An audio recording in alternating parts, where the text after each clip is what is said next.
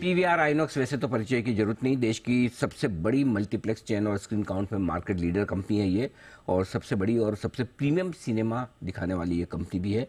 भारत और श्रीलंका में 113 शहरों में 362 सिनेमाघरों में करीबन करीबन 1750 से ज़्यादा स्क्रीन है कंपनी के पास में, और 3,62,000 से ज़्यादा की सीट कैपेसिटी है। आइए आपके सामने रिजल्ट रखूं। आज अभी आए हैं बाजार के दौरान नतीजे। आय 19% घटकर आई है 1622 करोड़। कामकाजी मुनाफा में कमी रही है 32% की, ये पहुंचा है 480 करोड़ के करीब। मार्जिन्स 35% से घटकर 29-29.5% के आसपास आते हुए दिखे हैं। नुकसान दर्ज किया है कंपनी ने पिछली तिमाही में। पिछले साल इसी तिमाही में 166 करोड़ का मुनाफा था, इस बार 12 करोड़ का घाटा आता दिखा है। आइए स्वागत करते हैं हम कंपनी के एग्जीक्यूटिव डायरेक्टर संजीव कुमार बिजली साहब कार्यक्रम में शामिल हो रहे हैं। सर ने सैलफोर्ड यूनिवर्सिटी मैनचेस्टर से आपने फाइनेंस और अकाउंटिंग में बैचलर्स की डिग्री हासिल की है। इंपीरियल कॉलेज लंदन यूनिवर्सिटी से आपने एमबीए की डिग्री ली है। कंपनी के को फाउंडर के तौर पर आप कंपनी के फिल्म डिस्ट्रीब्यूशन, कंटेंट सिलेक्शन और ग्रोथ स्ट्रेटेजीज की जिम्मेदारी संजीव बिजली साहब के कंधों पर है। सर बहुत बहुत स्वागत है आपका, धन्यवाद हमें समय देने के लिए और जी बिजनेस पर आने के लिए। Good afternoon. सबसे पहले सर मूवी एग्जीबिशन बिजनेस की बात करते हैं जिसमें 20% की कमी आती दिखी है। क्या कुछ खास कारण आपको दिखते हैं और क्या आने वाले समय में बचे हुए 6 महीनों में इसमें कुछ सुधार की गुंजाइश है सर? हाँ, आई थिंक हमारा जो बिजनेस है मूवीज पे बहुत डिपेंड करता है। अनफॉर्चुनेटली इस क्वार्टर में भी मूवीज तो बहुत आई, बिकॉज हम ऐसा कंट्री है जिसमें बहुत ज़्यादा मूवीज रिलीज होती हैं। लेकिन इतनी मूवीज चली नहीं। कल्कि चली, स्त्री टू चली, थोड़ी सी बैड न्यूज चली और रीजनल मूवीज में भी गोड चली और देवारा चली, बट इतने बड़े ब्लॉकबस्टर्स चली नहीं थी मूवीज। लेकिन अब Q3 में अक्टूबर नवंबर दिसंबर में, क्योंकि हॉलीडेज का माहौल है, दिवाली का टाइम है, देन क्रिसमस न्यू ईयर का टाइम दिसंबर में होता है, जनवरी में पोंगल होता है साउथ में, तो बहुत बड़ी मूवीज रिलीज हो रही हैं।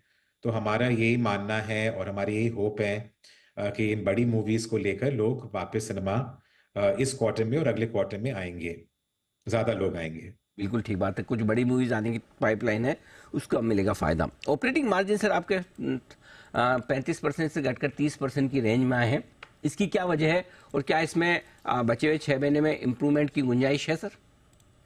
जी, वजह तो ये है कि एडमिशन्स कम है, बिकॉज हमारा business is all about admissions. और अगर लोग कम आएंगे तो everything basically drops, which starts from revenue. Revenue कम होगी तो फिर मार्जिन्स भी कम ही होंगे।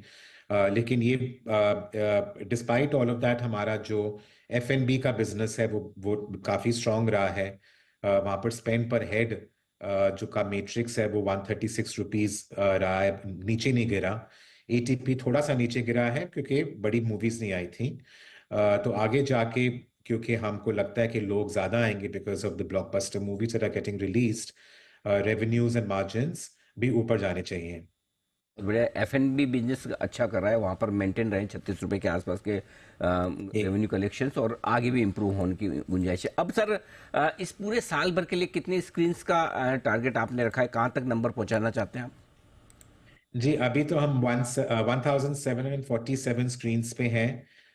लास्ट क्वार्टर में भी हमने 16 स्क्रीन्स खोली थी, थोड़ा स्लो था। अभी अक्टूबर में हमने कॉम्बेटोर में 5 स्क्रीन्स खोली हैं, और बाकी 6 महीनों में हमको लगता है कि हम 60 to 70 स्क्रीन्स और खोल पाएंगे। और सर अगले 2-3 साल में कुछ और नए शहरों में पहुँचने का इरादा है आपका? जी हाँ, हमारा इरादा तो यही है कि जहाँ पर भी अभी अंडर स्क्रीन्ड है, बिकॉज इंडिया भी काफ़ी अंडर स्क्रीन्ड है, specially in Tier 2 Tier 3 cities, और वो भी साउथ इंडिया में। साउथ इंडिया में हमारा प्रेजेंस अभी मोस्टली बिग शहरों में है, हैदराबाद, चेन्नई, बैंगलोर। लेकिन ऐसे बहुत छोटे शहर हैं जहाँ पर मल्टीप्लेक्सेस अभी पहुँचे नहीं हैं, तो वहाँ पर हमारा फोकस रहेगा। यूपी में फोकस रहेगा बिकॉज यूपी में भी टैक्स ब्रेक गवर्नमेंट ने अनाउंस की है। तो उसका फायदा उठाने के साथ हम चाहते हैं कि वहां पर भी हम एक्सपैंड करें। तो हर साल 100 स्क्रीन्स और तो ऐड करने का हमारा प्लान है, और हमारे पास प्रोजेक्ट्स भी हैं, एग्रीमेंट्स भी हैं डेवलपर्स के साथ, और ये सब बहुत अच्छे लुक्रेटिव शहरों में और लुक्रेटिव डेमोग्राफिक्स में हैं। बिजली साहब, जैसे पीवीआर में मूवी देखने का एक अलग एक्सपीरियंस है, लेकिन घर पर आजकल वो लोगों को कंटेंट कंजम्पशन की एक अलग आदत पड़ गई है ओटीटी वगैरह पे, वो एक कन्वीनियंस है। तो ये एक्सपीरियंस और कन्वीनियंस के बीच में आपकी क्या स्ट्रेटेजी है? किस तरह से आप जो लोग घर पर ओटीटी पर कंटेंट देखना चाहते हैं उनको कैसे खींचकर मूवी थिएटर में लाएं? जी, हमारा तो सबसे पहले ये मानना है कि सबको बाहर जाना है। आप घर पे भी खाना खाते हैं, जोमेटो भी मंगवाते हैं, लेकिन रेस्टोरेंट भी बाहर जाते हैं। तो एक ही चीज अगर करते रहेंगे तो आदमी बोर हो जाएगा। तो हमारा तो ये मानना है कि दोनों की डिफरेंट डिफरेंट पोजीशंस हैं, डिफरेंट प्लेस हैं हमारे एंटरटेनमेंट पोर्टफोलियो में। लेकिन जो घर पे नहीं मिल सकता वो हम प्रोवाइड करते हैं, which is obviously sound system, seats, बड़ी screen, the biggest thing is big screens, community feeling, good F&B choices, साथ में convenience to watch movies, air conditioning, ये सब जो हम जिस पे इन्वेस्ट करते हैं और बहुत ध्यान देते हैं, अच्छी सर्विस हो, साफ सुथरे सिनेमाज हो, फैमिली फ्रेंडली इन्वायरमेंट्स हो, और बाकी इतना कुछ करते हैं जिससे लोगों को अच्छा लगे बाहर सिनेमाज में आने का। तो ये तो सिर्फ प्रोडक्ट की बात है, but obviously as far as promotions are concerned also, we are doing pricing promotions, F&B promotions, and many other tie-ups and promotions, ताकि लोग सिनेमा में आके मूवीज देखें। बिल्कुल, और वो तो आप कर ही रहे हैं, इसमें कोई डाउट ही नहीं है।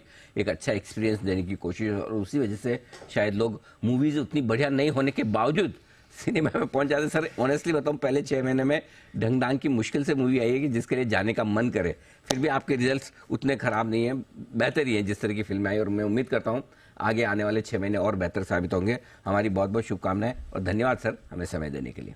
Thank you so much. Thank thank you you. Sir. Sanjeev Kumar बिजली साहब बताते हुए कंपनी के परफॉर्मेंस के बारे में। उम्मीद करें कि अगले 6 महीने जिस तरह की स्ट्रांग और बड़ी फिल्मों की पाइपलाइन है पीवीआर के लिए, ये आने वाला समय बेहतर होगा। और शायद यही वजह है कि नंबर्स कमजोर होने के बावजूद स्टॉक मजबूती के साथ कारोबार करता हुआ दिख रहा है। 2% की तेजी है।